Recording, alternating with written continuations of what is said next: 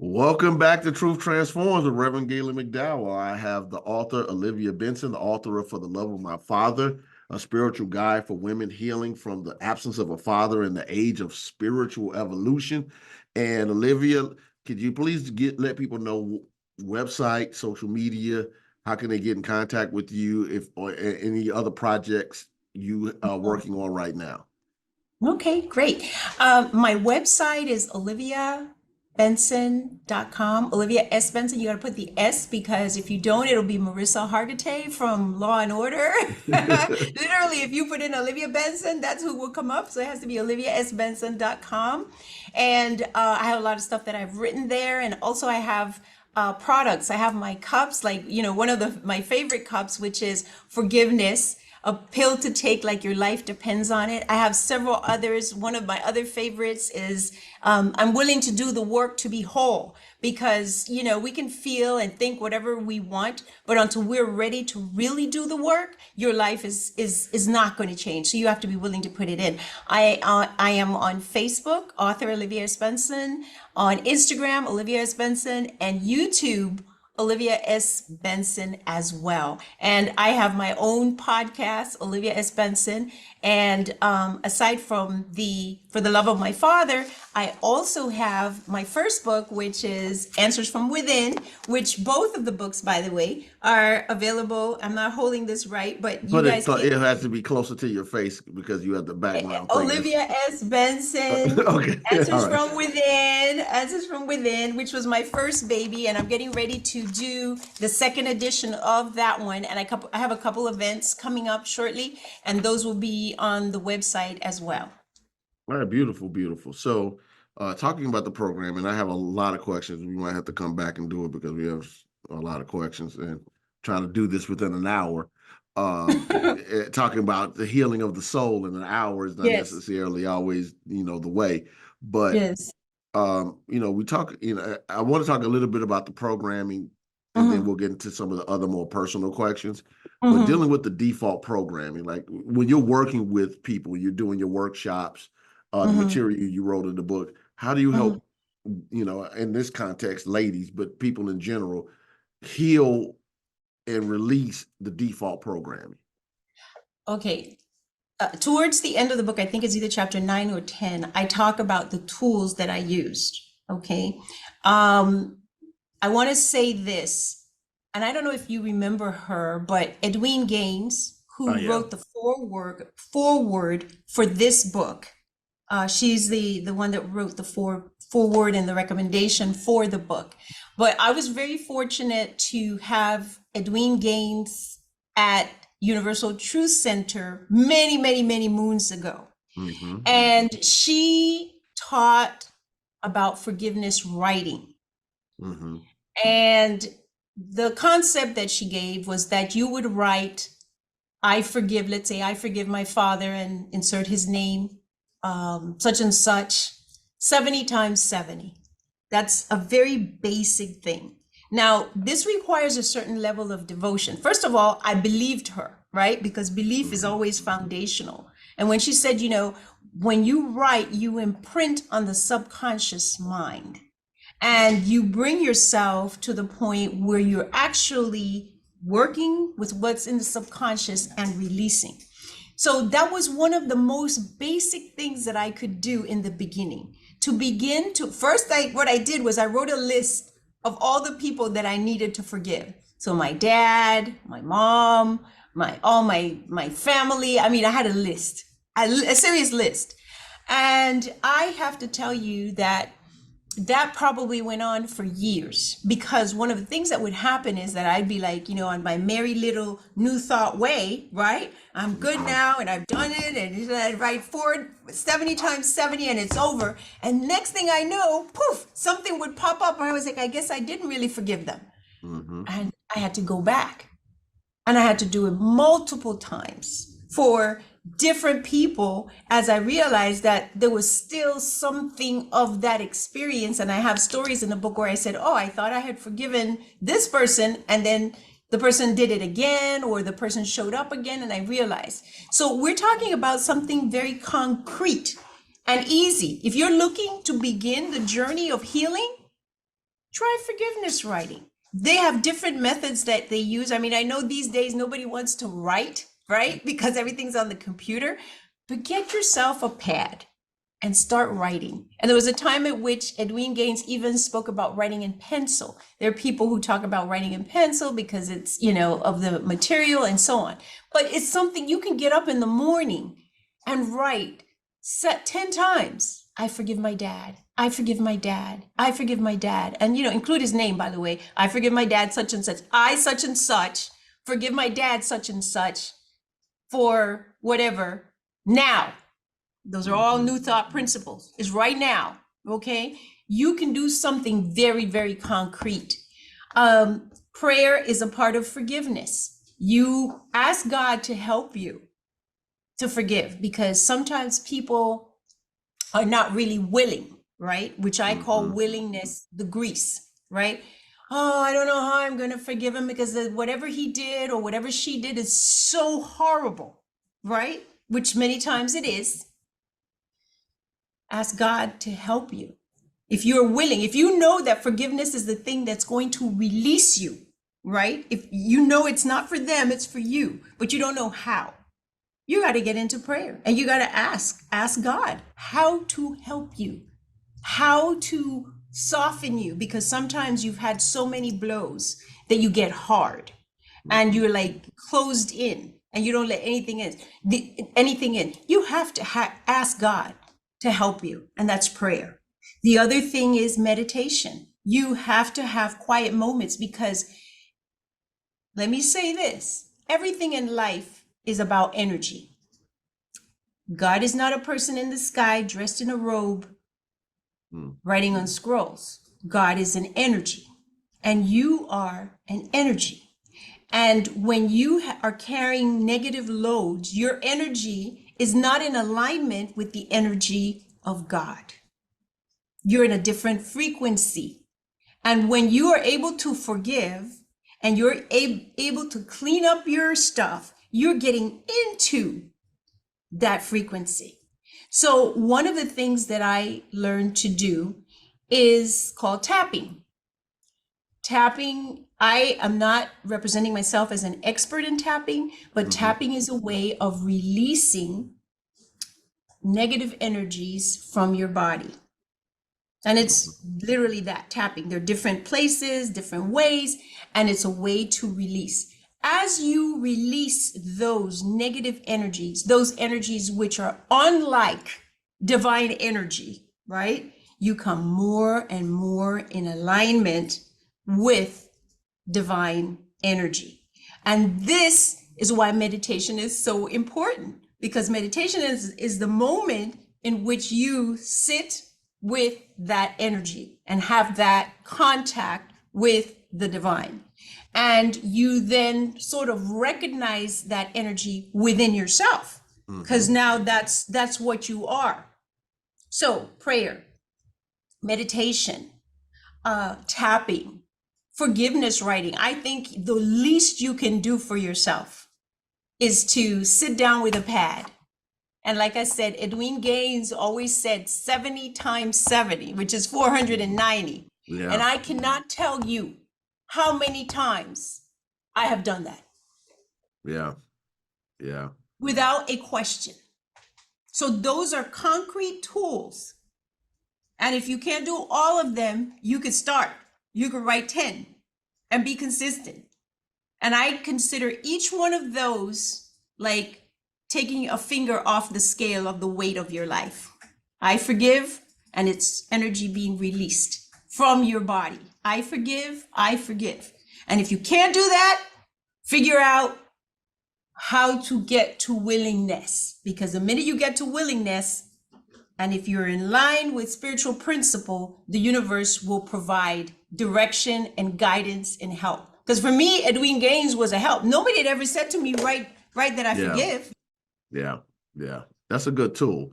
I love it because of the subconscious conditioning. And it reminds me of many years ago.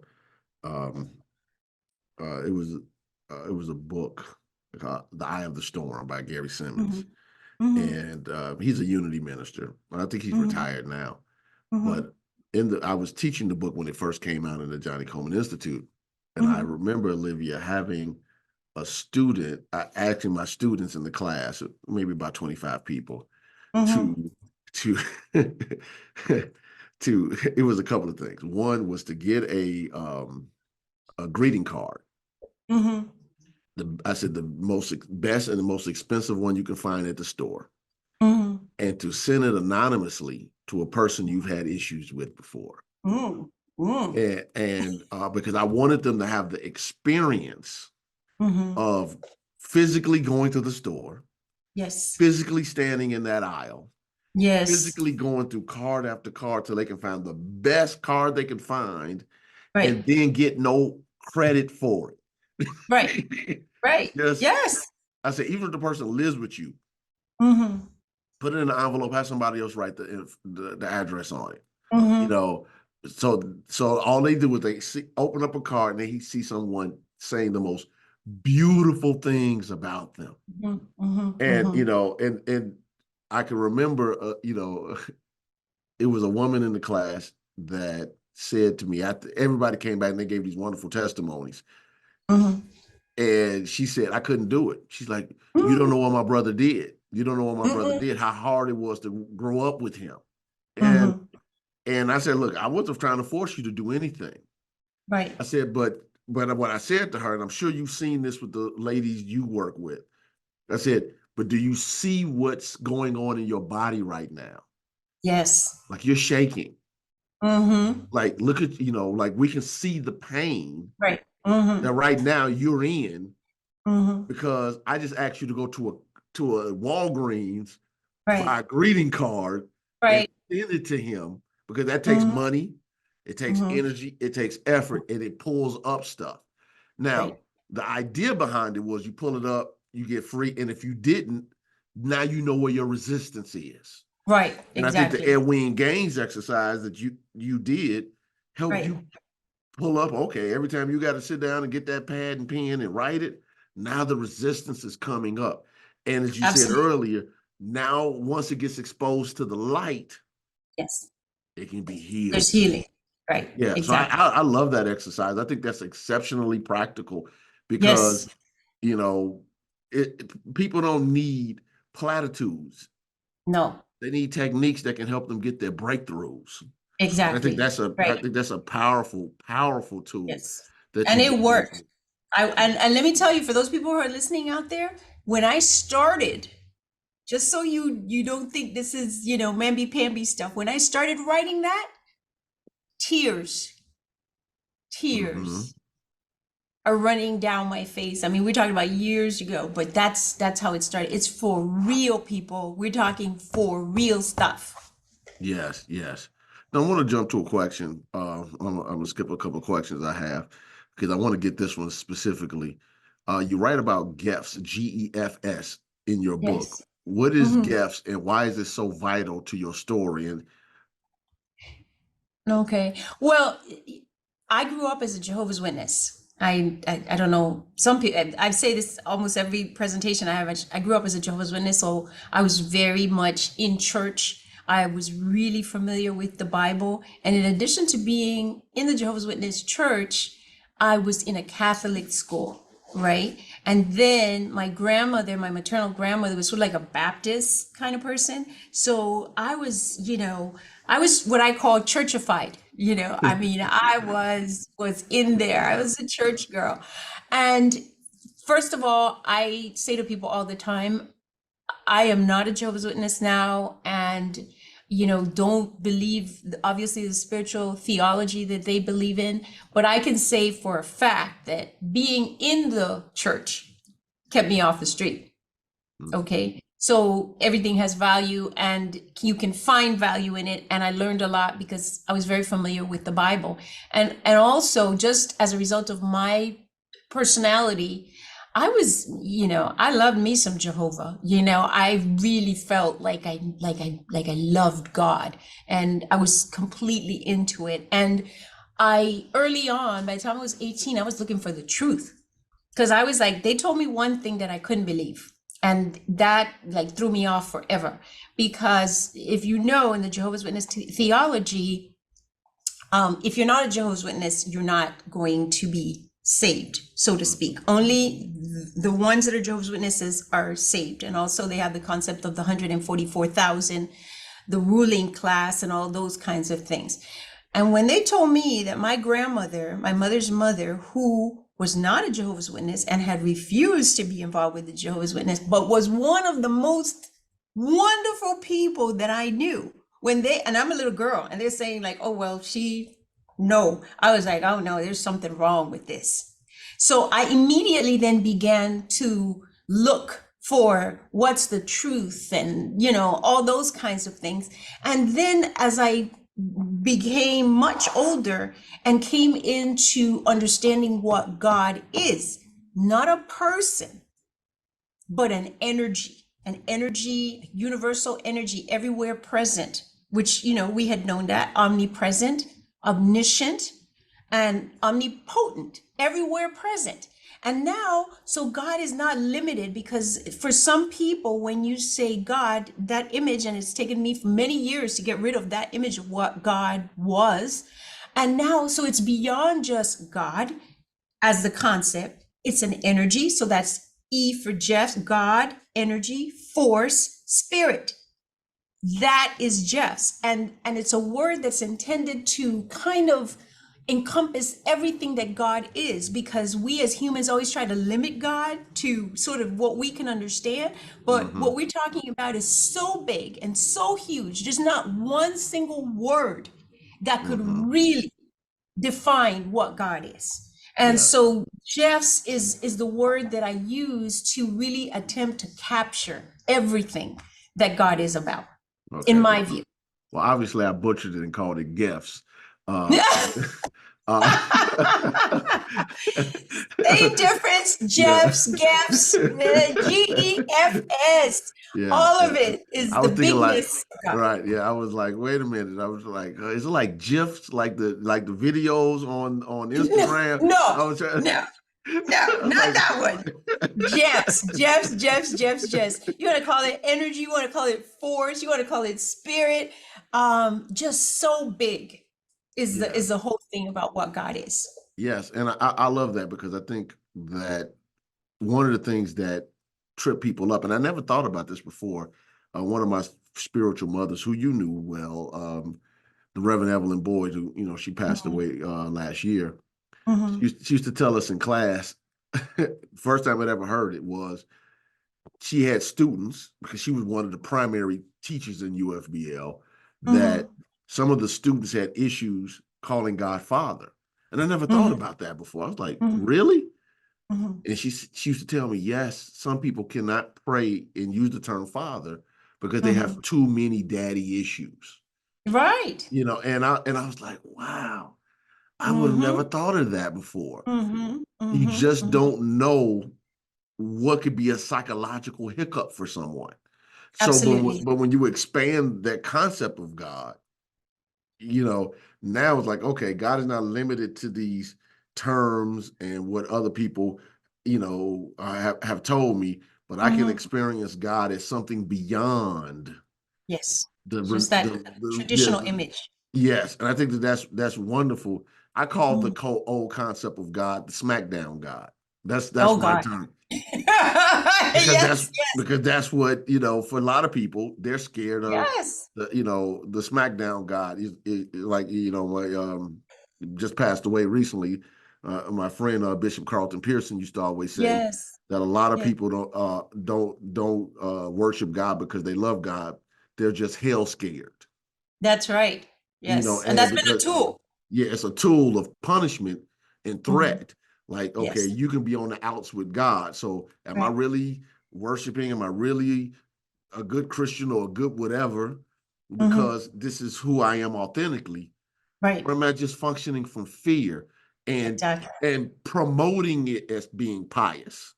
Exactly. Really fear. And that ended up being something that's also buried, because as you talk about in your book, if you bury something like that, it has to show up in warped ways. That's right. It's got to show up. Yeah. So It's when the gotta show zombies up. start coming out the ground in your life, like the Yes. Michael Jackson Thriller video. Yes, exactly. That's exactly, you got the exact concept. There's Yeah. no way around it. There's no way around it. It's gonna pop up one way or the other. Yeah. And I think that that's the challenge. So I love that. Mhm. Reform your God thought. That's the thing. Exactly. Re- Exactly. You Hmm. know. So I'm trying to look at my time here. Got about eight Yes. minutes. Eight Seven. minutes? What? Yeah. Yeah. I know. I know. I know. Believe it or not, time just flies. Yes, It's, when you're having fun. it's like the old Culture Club from was it Culture Club? Yeah, where they used to sing "Time Won't Give Me Time." I know, Yeah, Boy exactly. George. I had to go way back. Yes, yes. So I, tell me, wa- what else do you want to know? I watched too much TV growing up, way too much. My pop culture references are off the charts. I can reference almost any movie or TV show at the I drop of see a that. I see dime. your post. I see you're a fan of Bruce Lee too. I love Bruce Lee Yes. with the unending love. Yes. And listen, by the way, I want to throw this out there. I see you and your daughter. Yeah, Okay, I see you, and what an amazing dad you've been. I mean, I'm obviously not in Chicago. I haven't been in Chicago in many, many years, but I did love it when I went there. I've been there probably at least 10 times, but I haven't been there in a while. But to see you and your daughter and your journey with her and how much you love her and how you've done, like, I mean, I don't know what your history with your dad was, but I always tell people there are two ways you can go with your life story. You can okay. have a terrible life experience with your parents, and you can do one of two things. Either you're gonna be just as terrible as they are, or you decide I'm gonna be better than they were. So I Yeah. don't know what yours was, but I'm telling you, you and your daughter, Well, I appreciate fantastic. that. Yes. It's important to me. I don't get into a lot of it on my podcast just because I have siblings, and Right. my story is also their story, so I'm mindful of that. But Yes. he was inconsistent, and I'll just say it that way.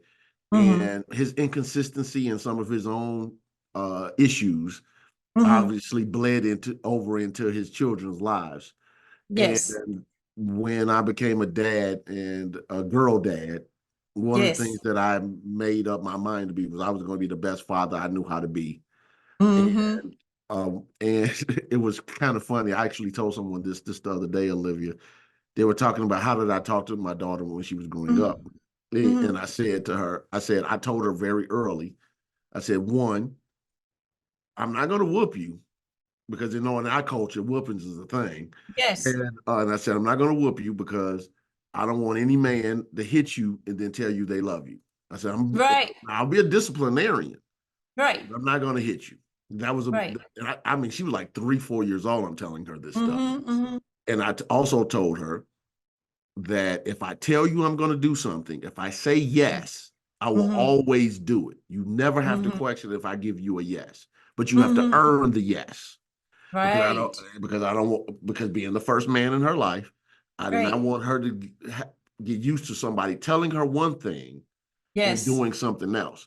And That's I right. mean, I had to live up to those principles Amen. as much as I possibly can. So for me, at least, Mm-hmm. um, you know, I told my friends and family very early on when she was born, if I don't get anything else right, I'm gonna get this father thing right. Amen. And you did, because she Yeah. graduated from So college. I saw the picture of yeah, high school yeah, graduation. Then I saw she went yeah, to yeah, college, and now she's finished, and all kinds yeah, of things. I've yeah. been I've been That's my watching. You know, she's I've my been pride and watching. joy. She's my pride and Yes, joy. Yeah. absolutely. That's fantastic. And I wanted to take a minute. I know you probably have a question, but I don't want to leave without talking to the dads, Yeah. right? Go right ahead. Because Let's use that as yes, the wrap up. Yeah. again, this is not to put dads down or anything negative. Like I said, till this day, my father passed away several years ago. And till this day, I don't hide or lie about who he was. My father was not a good father by any stretch of the imagination. But despite that, I loved him because that was my father, you know? And there's a story in the book about the last time, a very, very sad story about the last time that I saw him. But even in that moment, I still was, like daddy, I hadn't seen him in years. And the first thing that came to mind was daddy. And I want the dads out there because, like you said, it's not just people of African descent. They're Native Americans that have a very difficult story and other groups that have very difficult stories and sort of generational issues passed down. So for the dads that are out there that haven't been good dads, we know that there's a reason, right? That you have behaved in this way. We know that there are patterns that have been passed down generationally. But what I'm saying to you, so if you can hear me and you can hear what I said, I suffered. I was pained by my father's behavior. I was pained by my father's absence, and it caused me more pain in my relationships down the line. And if you can hear me speaking as a daughter, and if you can read this book and see what that pain looks like, you have in this moment an opportunity to say, you know what? I'm not sure what my generational issues might have been. I'm not sure why I behaved the way that I did. I'm not sure why I've been absent for the children that I brought into this world. But in this moment, I'm willing to take responsibility for healing my issues so that my children can heal. There's a young man, he's from California. His moniker is Relearning Manhood. And I've done several interviews with him they're on YouTube, they're on Instagram, Facebook. And what he did the first time that I met him, he had a video and he had his daughter, very cute, walking in front of him. And what he said in the video was, I had to relearn how to be a man so that I wouldn't break my daughter. And as a result of seeing that, because he's saying, and he has a very interesting story. Mother was on drugs, grandparents raised him, grandfather died, grandmother died, he's 16, he's living in a house with everybody gone. And so now he has to figure out this life thing. And of course, he goes through all kinds of, let's call it convulsions in life because of that story. But now he has a daughter. And he says, I have to relearn how to be a man so I don't break my daughter. And he has set out, just like you said, to make sure that he does what is necessary to heal his generational issues, to heal whatever issues he has so that he doesn't pass it along. And that's all I can ask of a father, that for whatever reason you have been absent, you've been reproducing without thinking about what you're doing. Don't just spread your seed out there and leave those kids by themselves. You can do better. You can do better. You can take claim to this moment. Go write your go do some forgiveness writing. Go do some, I also say to people, if you need therapy, go talk to somebody. Spiritual counseling. If you need to go to therapy, I've been to therapy many times. And I've been to spiritual counseling many times. I was for sure going to do everything I needed to do so that I didn't have to continue to suffer. And more importantly, who else I didn't want to suffer? Any child that I might have. Because if I'm crazy, you know what's going to happen? They're going to be crazy. You're going to pass it down. And that, daddy, if you're out there, if you're listening, you have a chance. You can fix this. Your daughter might be hurt if you haven't been there, but you can try. You can get involved. You can come back. You can work on yourself so that you heal your issues and you can do better. Beautiful, beautiful. So we're going to have to wrap up, Olivia. This was a powerful conversation, very powerful. And, I'm open to us, I got to finish this series that I'm currently in on this dynamic laws of healing. But down the line, we might be able to go maybe do a deeper dive just on some of the technique stuff. Now that we have the story, right? We can do some technique stuff. So, I'm appreciative. I hope that people can start their new year saying, I decide to be free. So go to Amazon.com or OliviaSBenson.com and get the book For the Love of My Father.